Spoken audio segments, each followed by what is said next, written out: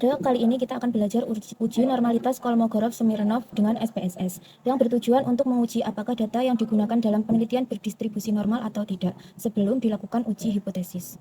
Dasar pengambilan keputusan pada uji normalitas Kolmogorov-Smirnov. Yang pertama, jika nilai signifikansi lebih besar dari 0,05 maka data penelitian berdistribusi normal. Yang kedua, jika nilai signifikansi lebih kecil dari 0,05 maka data penelitian tidak berdistribusi normal. Selanjutnya yaitu langkah-langkah uji normalitas Kolmogorov-Smirnov menggunakan SPSS. Yang pertama, siapkan data yang akan diuji dalam file Excel. Yang kedua, buka aplikasi SPSS, salin data pada file Excel dan pindahkan data view di SPSS. Klik variabel view, ubah desimals menjadi 0, ubah kolom name menjadi variabel X dan Y, ubah kolom label menjadi motivasi dan hasil belajar. Selanjutnya, klik data view untuk mengetahui nilai residual terlebih dulu dengan klik analysis regression linear.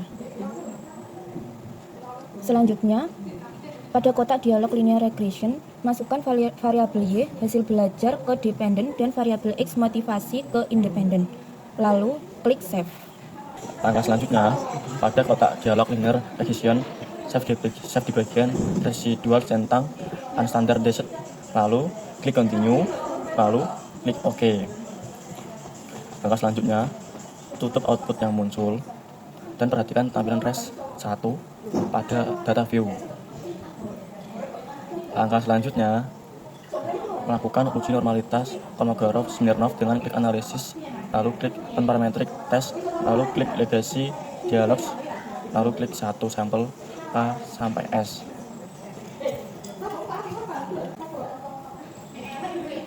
Selanjutnya, pada kotak dialog one sample Kolmogorov-Smirnov test, masukkan variabel unstandardized residuals ke kotak test variable list. Pada tes distribution, centang normal. Langkah selanjutnya, klik OK dan akan diperoleh hasil uji normalitas Kolmogorov-Smirnov dengan menggunakan SPSS. Selanjutnya, langkah terakhir, membuat kesimpulan. Berdasarkan output SPSS, dapat diketahui bahwa nilai signifikansi assume signifikan 2 tilde adalah 0,2 atau lebih besar dari 0,05, maka data yang diuji berdistribusi normal. Selanjutnya yaitu uji paired sample t-test. Langkah-langkah uji paired sample t-test menggunakan SPSS. Yang pertama, siapkan data yang akan diuji dalam file Excel. Kemudian buka SPSS, klik variable view, tuliskan hasil pada baris pertama kolom name dan kelas pada baris kedua kolom name. Ubah kolom desimal menjadi 0 karena data kita bulat. Tuliskan hasil belajar siswa pada baris pertama kolom label dan kelas pada baris kedua kolom label. Biarkan non pada garis pertama kolom, value tetap. Pada non baris kedua kolom, value titik tanda titik-titik. Berikan kode 1 pada value dan pada tabel tuliskan pretest. Kemudian klik add. Kemudian berikan kode 2 pada value dan pada label tuliskan protest. Add. Kemudian klik OK. Selanjutnya klik data view. Kemudian kolom hasil diisi dengan hasil belajar siswa dan kolom kelas diisi dengan kode 1 untuk pretest dan 2 untuk posttest. Kemudian klik analyze. Kemudian klik descriptive statistik, kemudian explore. Pindahkan hasil belajar siswa ke dependent list dan ke kelas factor list. Kemudian klik plot. Selanjutnya klik normality plot with test, kemudian klik continue, lalu klik OK. Hasilnya ditunjukkan gambar di bawah dan fokuskan pada bagian test of normality. Selanjutnya pengambilan keputusan. Jika nilai SIG lebih dari 0,05, maka data berdistribusi normal. Jika nilai SIG kurang dari 0,05, maka data distribusi tidak normal. Berdasarkan uji SPSS yang telah dilakukan, diketahui bahwa nilai SIG pada pretest adalah 0,116 dan nilai SIG pada post-test 0,200. Kedua nilai SIG lebih besar dari 0,05, maka pretest dan post-test berdistribusi normal. Selanjutnya buka SPSS, kemudian klik variabel view, ketikkan pretest dan post-test pada kolom name baris pertama dan kedua. Terus ubah kolom desimal menjadi 0. Pada kolom label tuliskan pretest dan post-test pada baris pertama dan kedua. Pada kolom measure pilih scale. Selanjutnya, masukkan data hasil belajar siswa pada data view.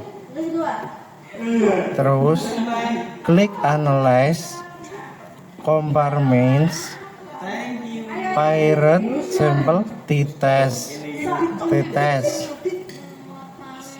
Selanjutnya, muncul kotak dialog Pirate Sample Test T-Test. Pindahkan pretest ke variabel 1 dan post-test ke variabel 2. Klik option, maka muncul kotak dialog Pirate Sample T-Test option. Pada confidence interval percentage tulis 95. Artinya kita menggunakan tingkat kepercayaan 95% atau 0,05. Lalu klik continue. Selanjutnya klik OK, maka akan muncul output SPSS berjudul T-Test. Yang terakhir yaitu penafsiran hasil uji Pirate Sample T-Test dengan SPSS. Nilai pretest memiliki rata-rata hasil belajar main sebesar 54,62, sedangkan nilai post-test memiliki rata-rata hasil belajar main sebesar 67,69. Jumlah siswa sebagai sampel penelitian N adalah 13 siswa. Nilai standar deviation pada pretest adalah 10,300, sedangkan post-test adalah 10,727.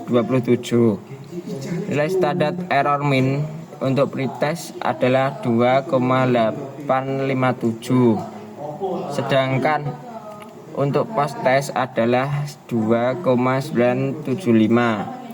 Karena nilai rata-rata pretest lebih kecil daripada post-test, maka dapat disimpulkan ada perbedaan rata-rata hasil belajar pada pretest dan post-test.